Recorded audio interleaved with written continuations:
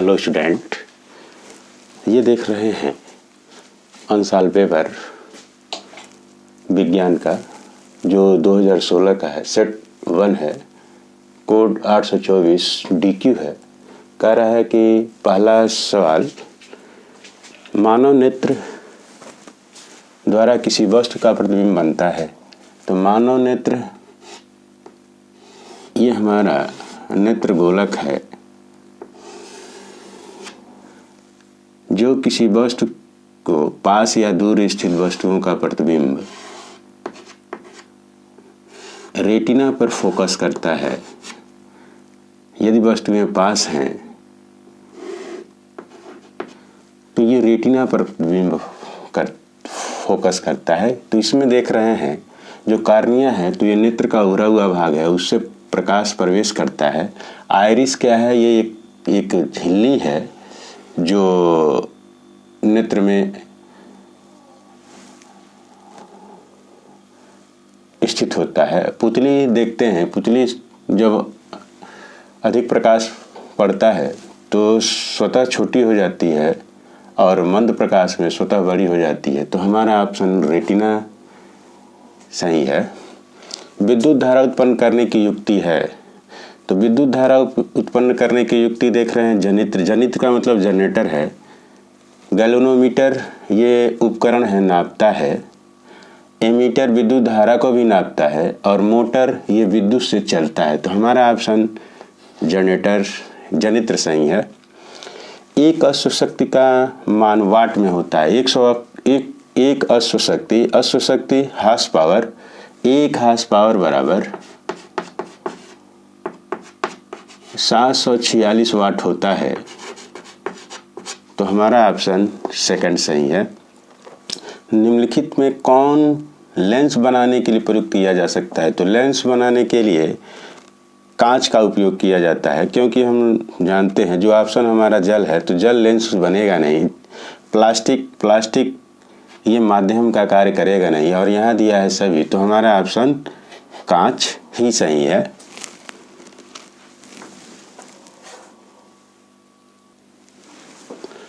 किसी विद्युत बल्ब के तंतु से 0.5 एम्पियर की धारा I बराबर दिया हुआ है 0.5 एम्पियर, 10 मिनट तक टाइम दिया हुआ है 10 मिनट। तो मिनट को सेकंड में बदल दें तो ये हो जाएगा 60 सेकंड। अब आवेश का मान Q पूछ रहा है, तो हम लोग जानते हैं I बराबर Q/T। तो ये लिखा जाए Q बराबर तो I × T। तो ये हो गया 0.5 गुणे 10 गुणे 60। तो ये हो जाएगा 300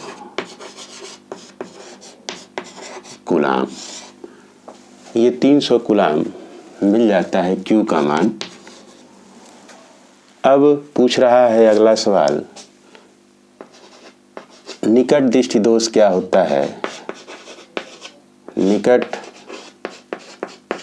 दृष्टि दोष, तो ये देखें निकट दृष्टि दोष में क्या होगा, इसको थोड़ा सा समझा जाए।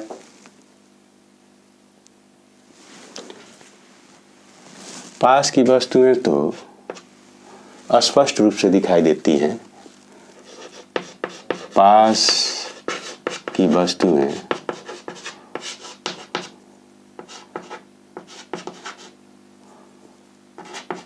स्पष्ट रूप से दिखाई देती हैं,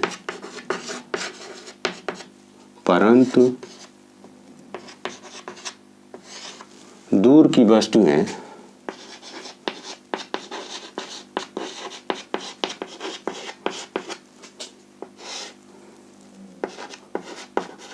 स्पष्ट दिखाई नहीं देती हैं। ये देखा जाए, ये हमारा नेत्र गोलक है। तो पास की जो वस्तुएं होंगी वहाँ से चलने वाली प्रकाश की किरणें रेटिना पर फोकस हो जाती हैं, परंतु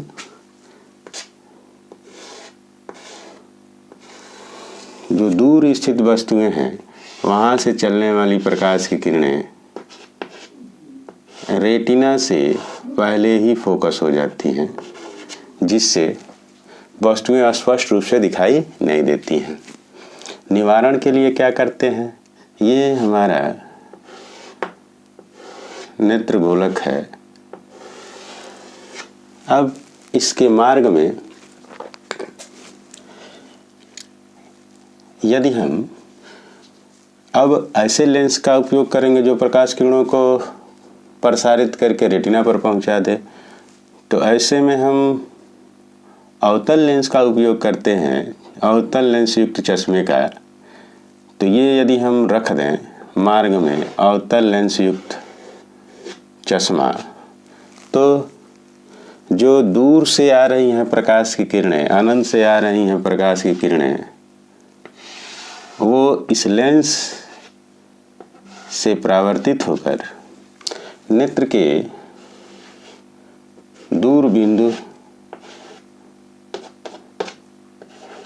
से आती हुई प्रतीत होती हैं और जिनका अंतिम प्रतिबिंब नेत्र के द्वारा रेटिना पर बनता है और इस दोष को दूर कर लिया जाता है।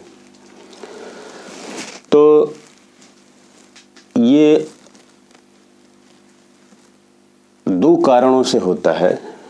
अब दो कारण देखें, चित्र से स्पष्ट है कि नेत्र लेंस की वक्रता बढ़ जाए। जब नेत्र लेंस की वक्रता बढ़ जाएगी जिससे इसकी फोकस दूरी कम हो जाएगी, पहला कारण ये हो गया। दूसरा क्या होगा, दूसरा ये हो सकता है नेत्र लेंस और रेटिना के बीच की दूरी बढ़ जाए। अब इस दोष को दूर करने के लिए अवतल लेंस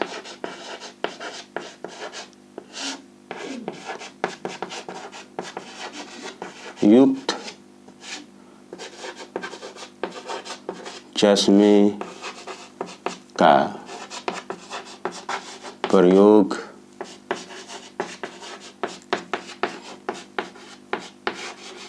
किया जाता है और इस दोष को दूर कर लिया जाता है।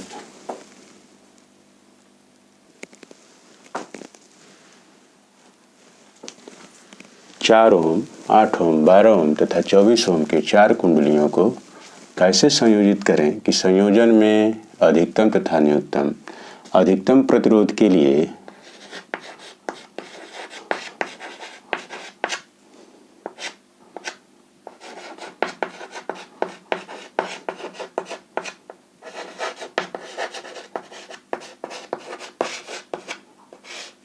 जो संयोजन होगा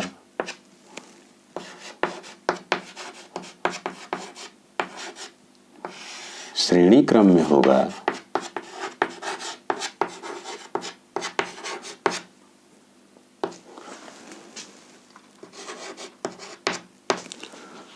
तो लिखें R बराबर 4 धन 8 धन 12 धन 24, ये मिलेगा 48 ओम। यदि इसको चित्र के द्वारा दिखाया जाए तो ये हमारा श्रेणी क्रम हो जाएगा।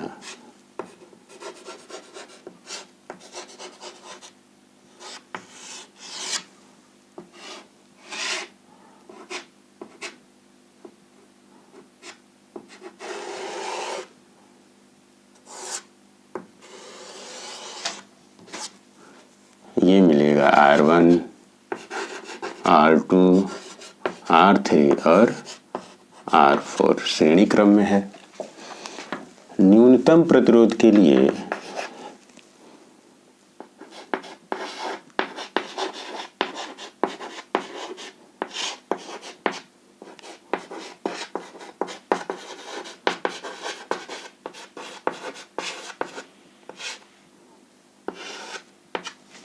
जो संयोजन होगा समांतर क्रम में होगा,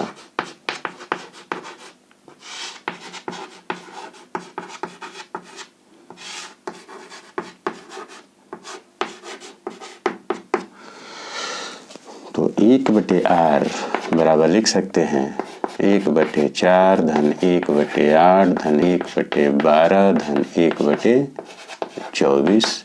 एलसीएम हमारा 24 होगा, तो यह हो जाएगा 6 धन 3 धन 2 धन 1, तो ये मिलेगा 12/24 यानी कि 1/2। तो R का मान हो गया 2 ओम। अब चित्र देखा जाए तो ये हमारा बिंदु हो गया, ये सेल है, यहाँ कुंजी है, तो ये मिलेगा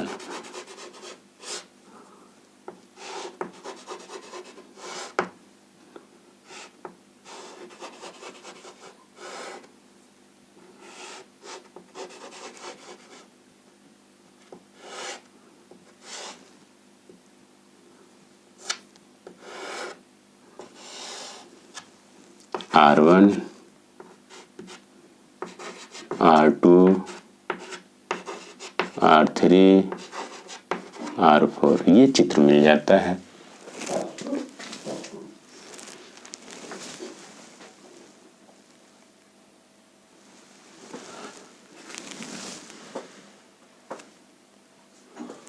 फ्यूज एक ऐसी युक्ति है, यहाँ देख रहे हैं कि ये सर्किट में यस के आकार का होता है, यस के आकार का होता है, जो 2 टर्मिनलों के बीच कसा होता है।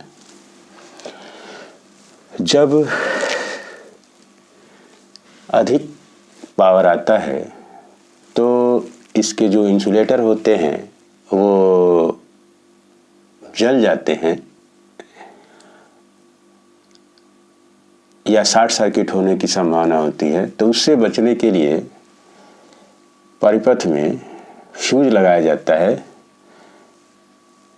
तो ये हम देखें कि फ्यूज होता क्या है, तो यह एक ऐसी सुरक्षा युक्ति है, यह एक ऐसी युक्ति है या सिस्टम है,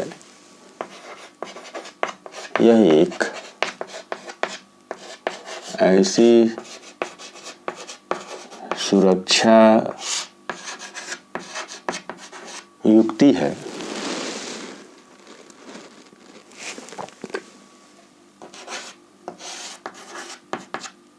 जिससे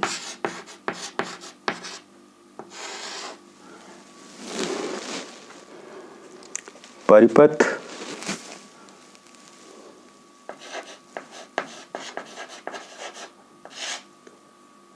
ओवर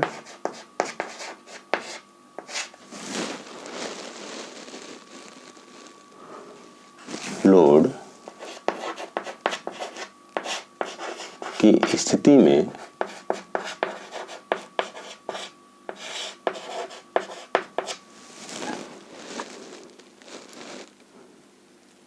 सुरक्षा करती है।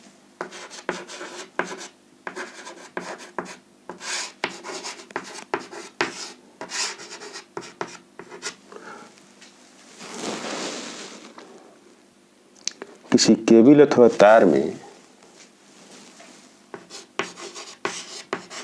किसी केबल अथवा तार में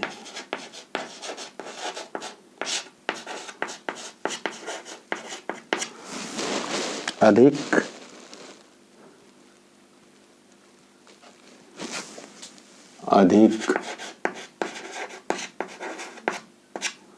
विद्युत धारा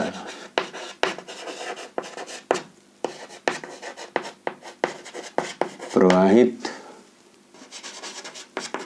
होने पर उसके जो इंसुलेटर होते हैं, विद्युत धारा प्रवाहित होने पर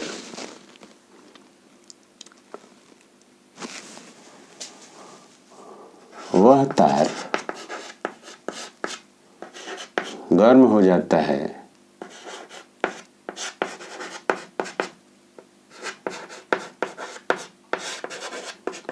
और उसके आवरण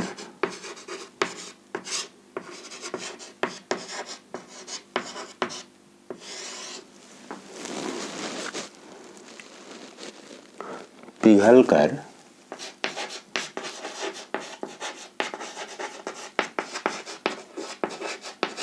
जलने लगते हैं,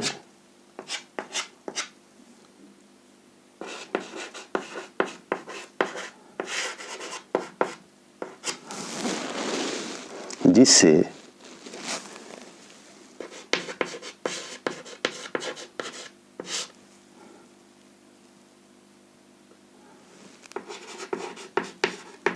आग लग जाती है।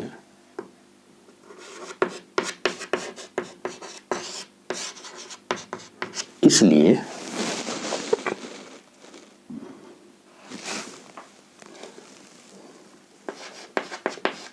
ऐसी स्थिति में फ्यूज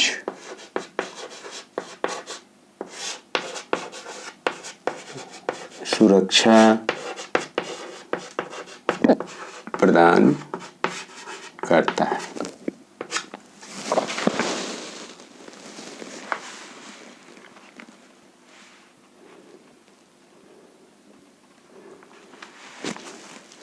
ज्यों ही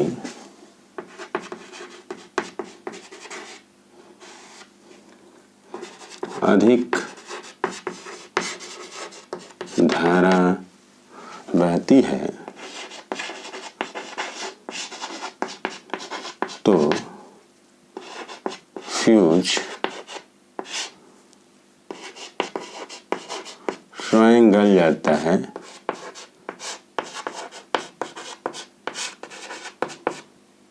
और परिपथ का संबंध टूट जाता है।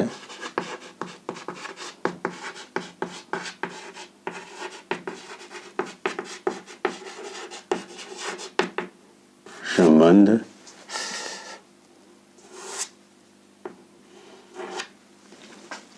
जो परिपथ से संबंध होगा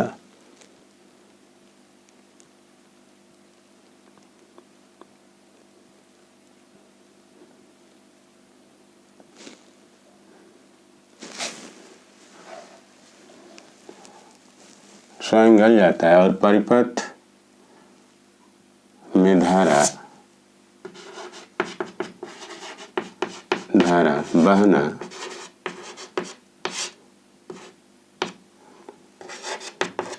बंद हो जाता है। यह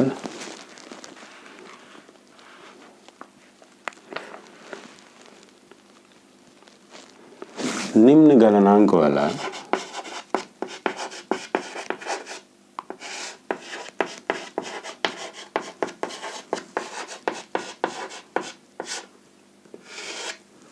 तार होता है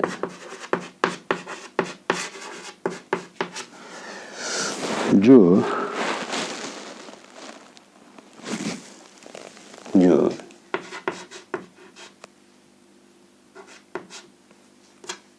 परिपथ में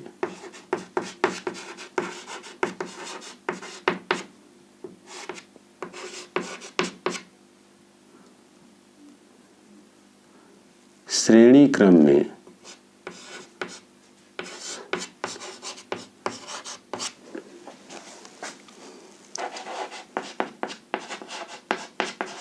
जोड़ दिया जाता है।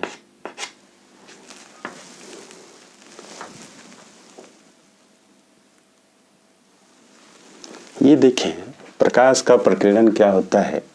तो जब ये माध्यम है, जब ये प्रकाश की किरणें कुछ इस प्रकार की गति करें, कुछ इस प्रकार की गति करते हैं, ये मॉलिक्यूल हैं, विभिन्न गैसों के मिश्रण हैं, तो प्रकाश जब ऐसे माध्यम में प्रकाश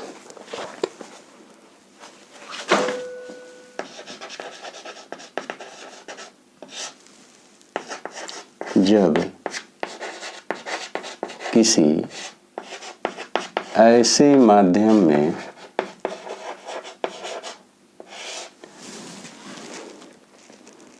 से गुजरता है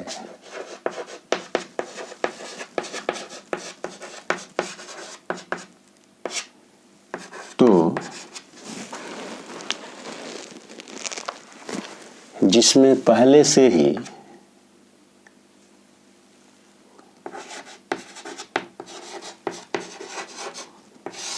तो वह माध्यम में उपस्थित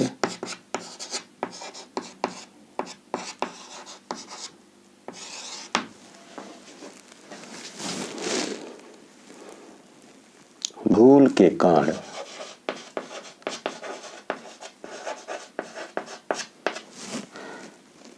वायु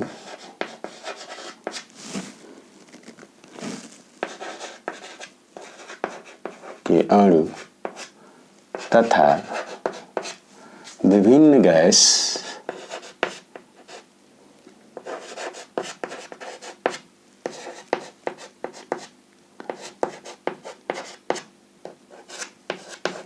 से होकर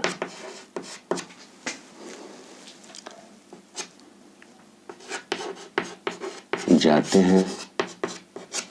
जब विभिन्न गैसों से होकर जाते हैं तो प्रकाश का तो इन कणों के द्वारा प्रकाश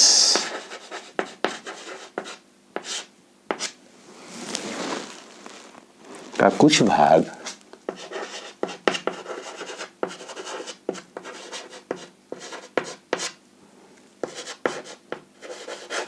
सभी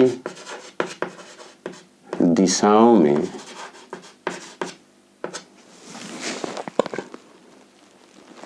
फैल जाता है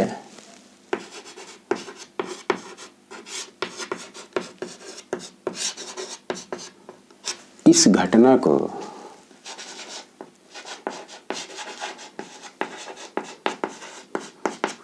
प्रकाश का प्रकीर्णन कहते हैं।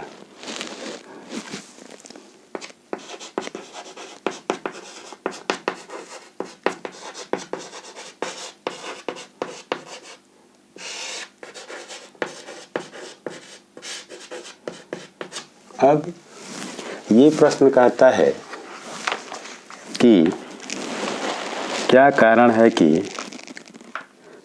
आकाश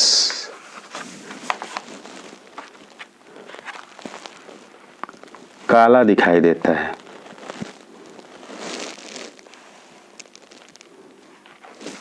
ये प्रश्न पूछता है कि क्या कारण है कि जो आकाश है वह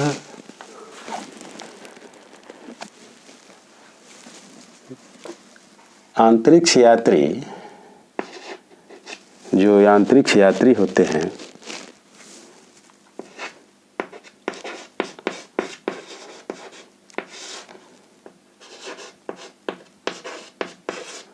यात्री को आकाश काला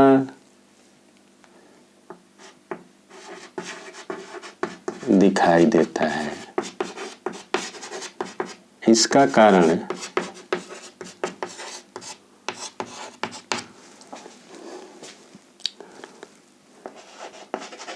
यह है कि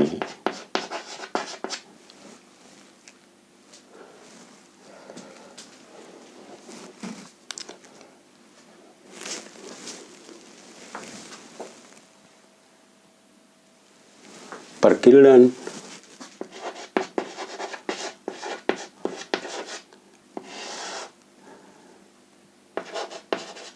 का नहीं होना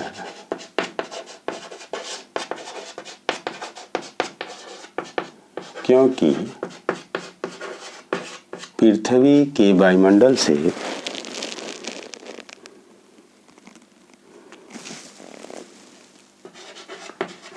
पृथ्वी के वायुमंडल से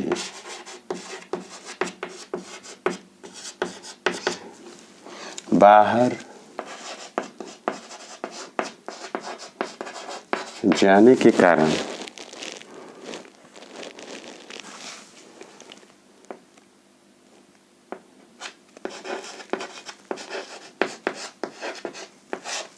माध्यम नहीं है,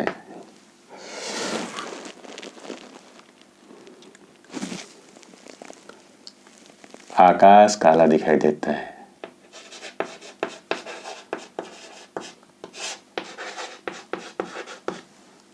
काला दिखाई